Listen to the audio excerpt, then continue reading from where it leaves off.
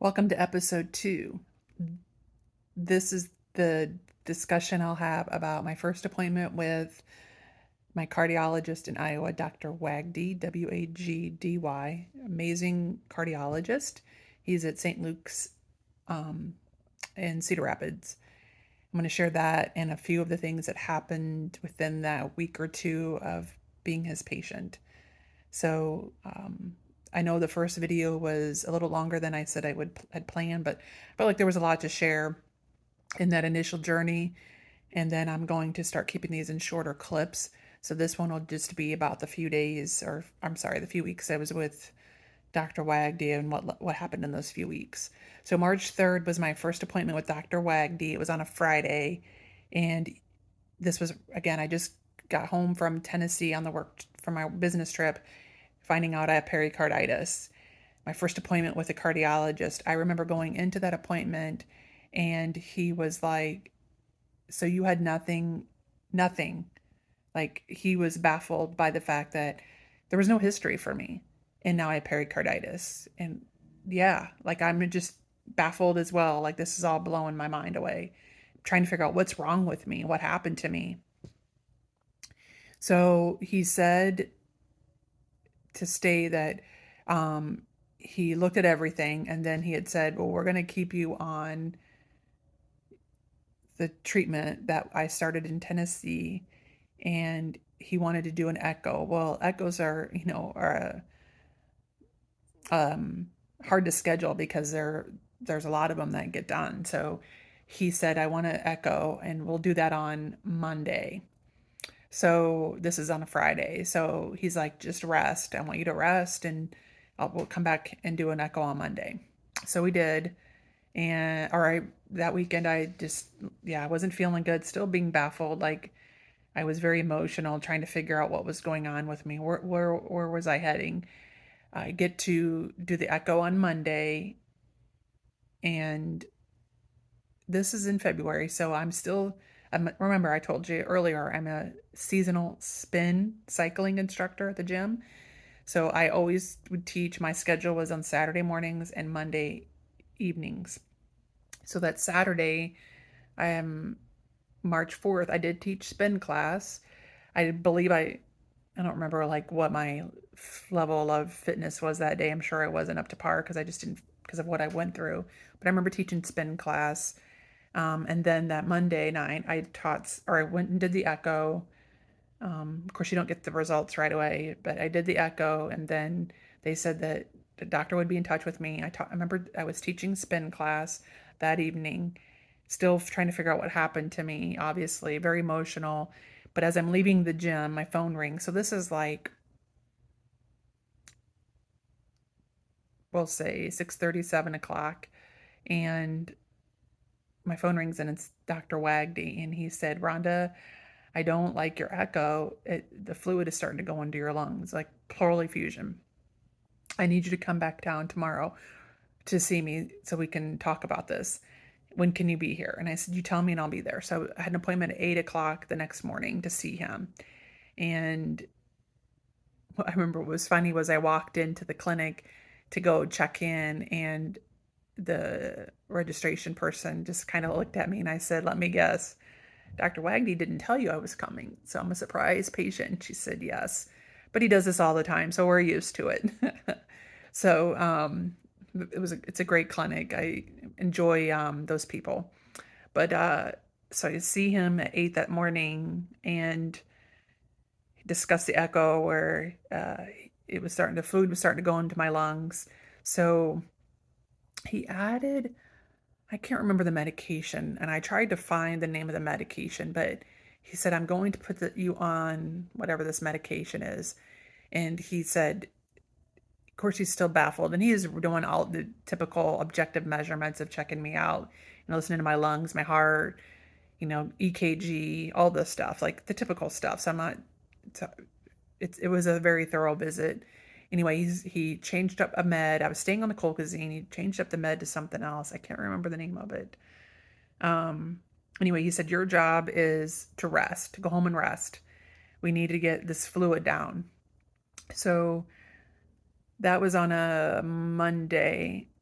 by that Thursday, I should say, in a Thursday morning, I had to call the clinic because I had passed out twice that evening before.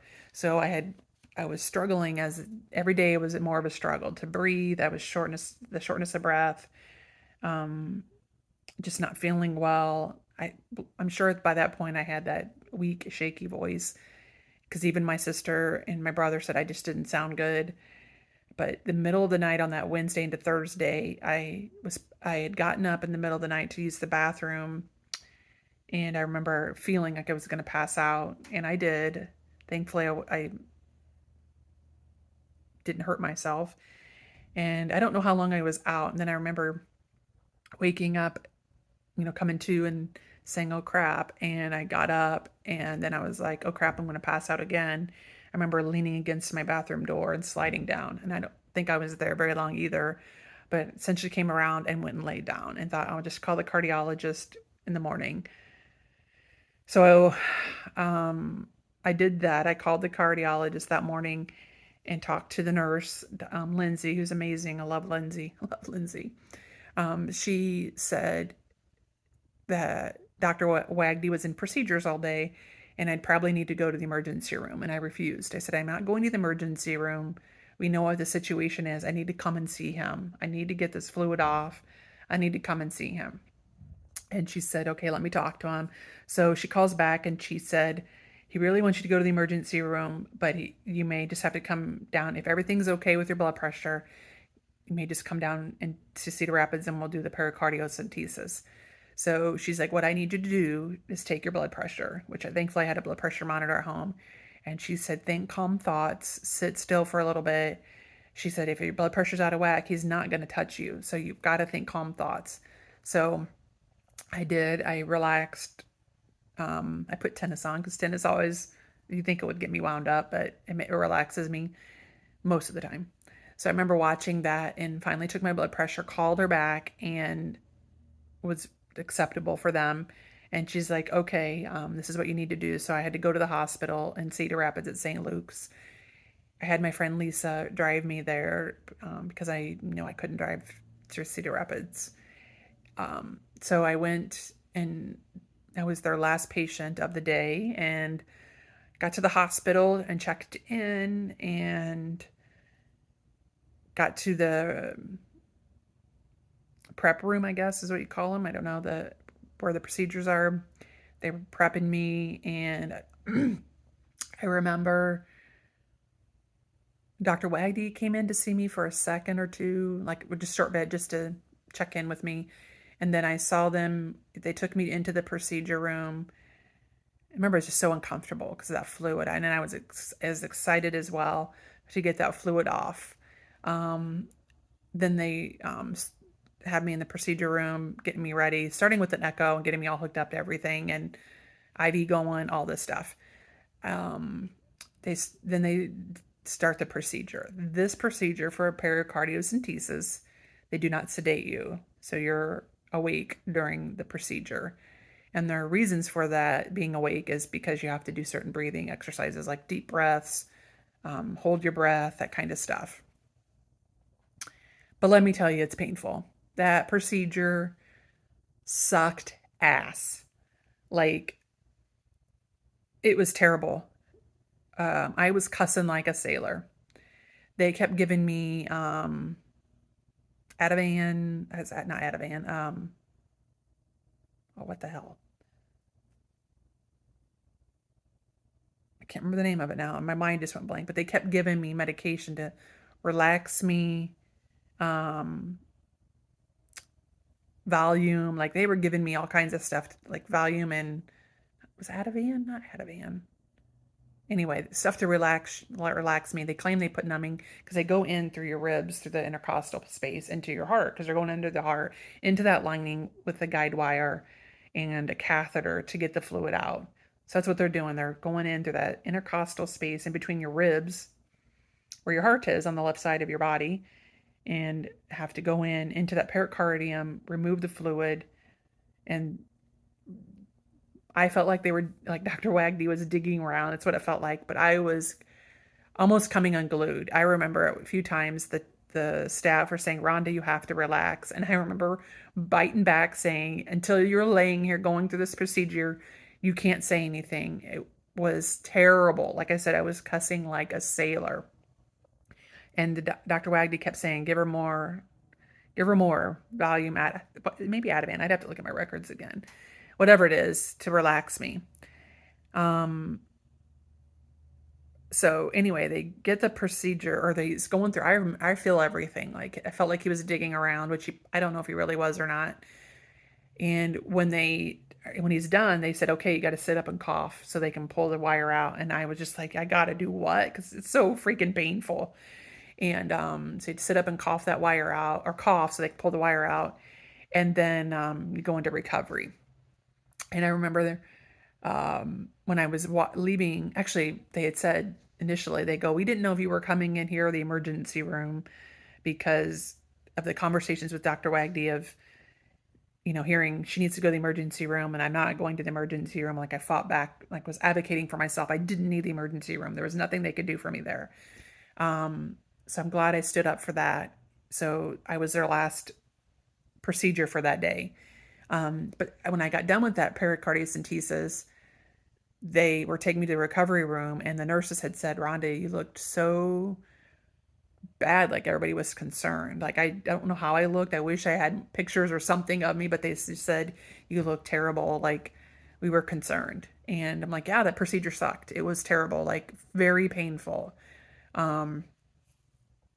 So I was in the recovery for a little bit and Dr. Wagdy came in afterwards to see me and he said that I was going to be admitted into St. Luke's for a couple of days because I had passed out and had syncope and they were trying to figure out what was causing that.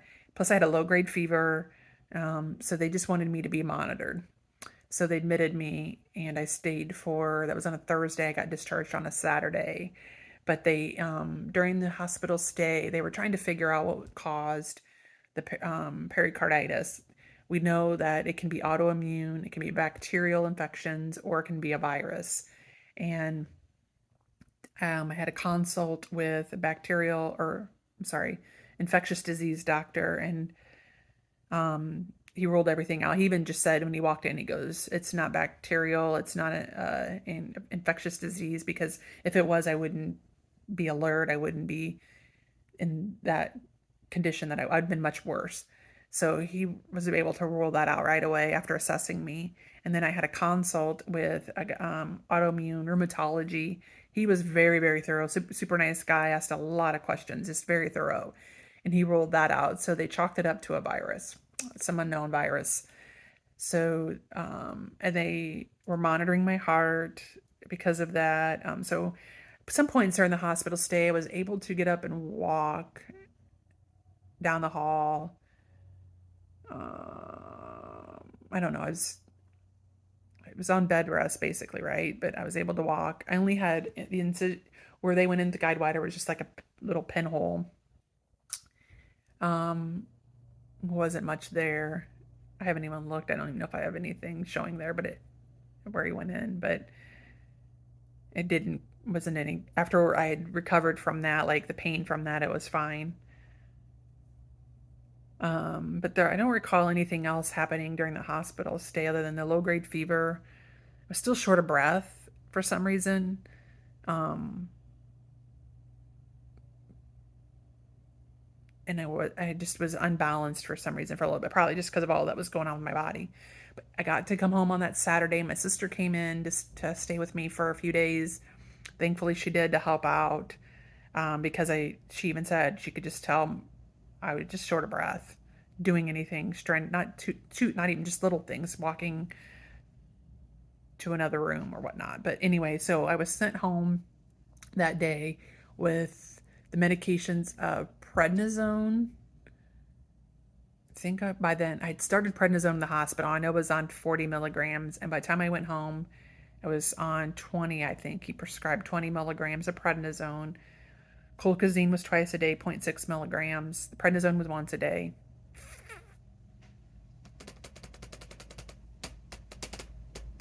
They weren't giving me anything for the low grade fever, which I kind of thought was odd, but that was whatever.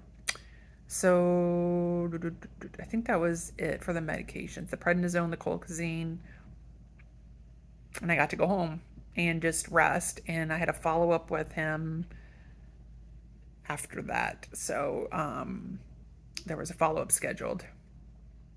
So that's where I'm at. I had the procedure done at pericardiocentesis. They removed, I forget the exact amount of fluid, but they removed quite a bit of fluid from there. They did test the fluid. I should mention that they did testing on the fluid. They did to see if there was anything in the fluid that had any issues, and they couldn't come up with anything, which I thought was odd. Even with the virus, I would think you could test. I thought I even read somewhere there was some little contamination, so that was the fluid was. I don't feel like they could use it or something, but I remember in the procedure when they set me up to cough out the guide wires and the catheter, the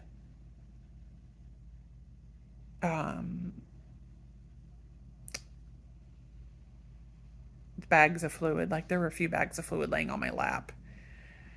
So I did a follow after I got discharged from the hospital. I didn't see Dr. Wagner during the hospital stay because that was on a Thursday. I was admitted, discharged on a Saturday, and he wasn't on call for the hospital. It was somebody else in his cardiac unit that followed me through the hospital stay. And even though they were in communication with him the entire time, so they sent me home from the hospital with a heart monitor. It was I forget what the kind they call, but it was one that had a patch and the monitor, and then it had a device. It looked like a cell phone. I had to wear that for 30 days because they were trying to figure out what was going on with the heart. And I had a follow-up visit with Dr. Wagdy after my hospital stay, like that following week. I forget what exact day it was. It doesn't matter. But I remember that first visit with him. It it was funny because he looked at when you go in there. Obviously, they do the normal assessments in the clinic. They do, an EKG. They do, your vitals, and then you see the doctor. And I remember him looking at the. I think I did an echo. I believe I did an echo too after that. I had so many echoes, but I did an echo after, on that visit that morning or that day to go see him for the follow up from the hospital stay, follow up from the pericardiocentesis. And he was, very proud of himself, saying I did a really good job with that procedure because everything looked good. And I chuckled and thought, yeah, we both did because I was the patient and I was following the instructions. But yes, he did a really good job, and I was very thankful for that. So anyway, so I was to maintain the medication. I was starting the taper of the prednisone. So I started to go, I think like that week of that follow-up, I was instructed to start tapering by 5 milligrams every week on prednisone. So I started tapering on prednisone and doing the colchicine and trying to recover from the pericardiocentesis. So that is where I'm at up through, say most of March. I'm starting to taper. I know I get to 15 milligrams of prednisone. You wait a week and then you start the next taper. So that's where I'm going to stop because I'll share the next video of where I get with the prednisone and what happens. Because there's more to the story. I told you when it rains, it pours. Bring your umbrellas. Stay tuned.